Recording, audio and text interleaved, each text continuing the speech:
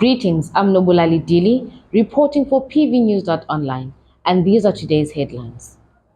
Justice Department officials have refused claims they are blocking State Capture Commission information currently locked in a multi-million rand data center.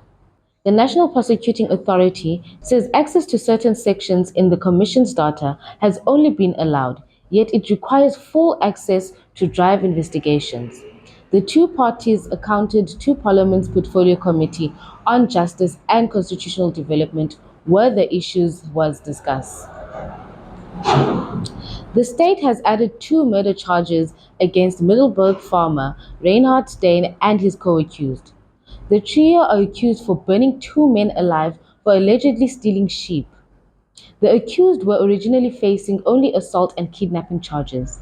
The men now face 6 charges, with a charge of malicious damage to property also being added. Kamala Harris savaged Donald Trump as extreme and the friend of dictators, while the Republican branded her as a Marxist in a better televised debate yesterday that poured fuel on an already explosive US presidential election. On hot-button issues ranging from abortion and race to the fate of US democracy, the two held their first and possibly only debate ahead of the November 5th election, with each hoping for a breakthrough in an agonizingly close race. Durban woman Nombulelo Mkumla took to social media last week to share how she discovered a rodent in her bread. In a lengthy Facebook page, she said she purchased the loaf of bread from a local shop after work on the 27th of August.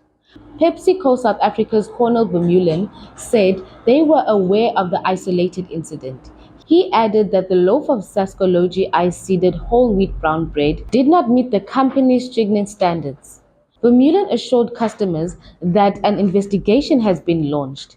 He added that samples and records were being taken from the batch in question and no discrepancies were found. A 29-year-old Mozambican national appeared before the Carletonville Magistrate Court in Gauteng in connection with the brutal murder of 26-year-old Nomsa Jas. He was arrested in a joint operation between the Northwest and Gauteng police. Gauteng regional spokesperson for the National Prosecuting Authority, Lumka Mahanjana, said that Sinetembe Mabaso was remanded in custody when he made a brief appearance in court yesterday. The Ministers of Public Works and Infrastructure and Sports, Arts and Culture have rejected a report presented by their department to Parliament's Sports, Arts and Culture Portfolio Committee. The report on the delays of a major infrastructure project at the brutal site of Sarah Baartman in Hanki, Eastern Cape, was delivered to the Portfolio Committee. The project was supposed to commence on April the 14th, 2014 and be completed 30 months later on October the 14th, 2016, yet it is still not completed. The initial contract was valued at over 168 million rand. Russia's invasion of Ukraine has long conjured images of war that Europe thought had been consigned to the history books.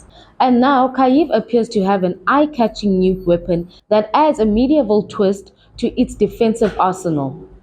Ukraine's forces have shared videos in the past week showing the use of drones that spew a fiery substance onto troops and terrain below, a possible boost in their bid to press forward with an assault on Russian territory while defending against Moscow's relentless efforts to seize a strategic chunk of Ukraine's east.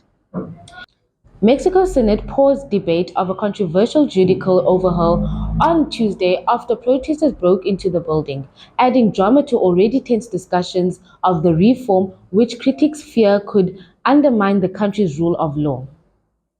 Senate President Jose Fernandez said the session was suspended and asked lawmakers to remain calm as demonstrators flooded the upper level of the chamber, chanting traitors in opposition to the reform, which has prompted weeks of widespread protest.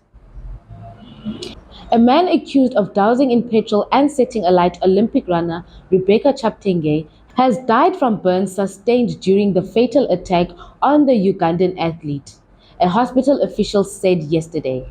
Cheptangai, 33, who competed in the marathon at the Paris Olympics, suffered burns to more than 75% of her body in the September 1st attack and died 4 days later. Her former boyfriend, Dixon Marangach, died yesterday, said Philip Kua, Chief Executive Officer of the Moi Teaching and Referral Hospital in Eldoret in Western Kenya, where Marangach was being treated and where Cheptangai also died. The UN Human Rights Deputy High Commissioner Nada al-Nashif said the warning parties in the Sudan conflict are acting with total disregard for international law. Al-Nashif said at the 57th session of the UN Human Rights Council in Geneva, which is addressing various global issues including political unrest, regression on women's rights, and freedom of press and expression. Our office is particularly alarmed by the use since the beginning of the conflicts of sexual violence as a weapon of war. We have documented 97 incidents involving 172 victims, predominantly women and girls, which is a gross underrepresentation of the reality, Al-Nashif said. Tanzania's most prominent opposition party says an official who went missing last week has been found dead with signs of beatings and acid poured on his face. President Samia Hassan, who has loosened past restrictions on the opposition in the East African nation, quickly condemned the killing in a statement posted on X and said her administration does not condone such acts. Armed men abducted Ali Kibau, a member of the Chadema party, from a bus traveling from a commercial hub at Dar es Salaam to the port city of Tanga on Friday. His body was found on Saturday, opposition leader Freeman Mbowe said yesterday.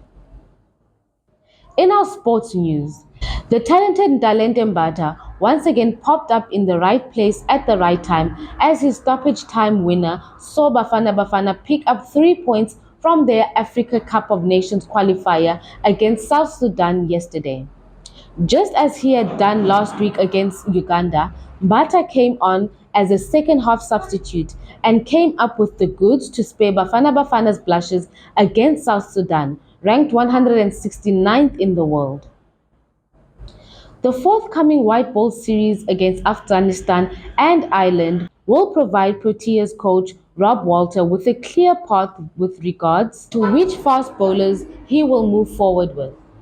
Walter has selected a greenhorn attack for the tour to the United Arab Emirates following the likes of Marco Jansen and Gerald Coetzee to continue their strength and rehabilitation programs while regular spearhead Kagiso Rabada has been afforded some time to rest. Anrich Nortje, who was the Proteas' leading wicket taker at the recent ICC Men's T20 World Cup, is also not available after opting out of a national contract earlier this year, which allows him to continue playing in the various T20 leagues around the world. In their absence, the most senior fast bowler will be Lungi Ngidi, who also only recently recovered from an injury to his right calf that had ruled him out of the T20 series against the West Indies last month. That's it for today's headlines. If you haven't subscribed on our YouTube channel, please subscribe at pvnews.online. Follow us on Facebook, Instagram, and on X. Download our mobile app on iStore and on Play Store. I am Nobulali Dili, reporting for pvnews.online, signing out.